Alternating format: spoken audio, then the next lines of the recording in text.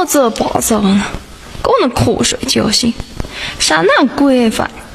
哼，我才不得那个好那心肠呢！哎呀，你不渴嘛就不渴了，何必说这么多的废话？哼，不什么糟糕，可还是变态，见不得这小两口多睡一下。你胡说些那样？这话他妈一渴了，你继续睡你那么就行了嘛。好心情的教坏了，哪里还有心思再睡？来帮我收拾东西，我要走了。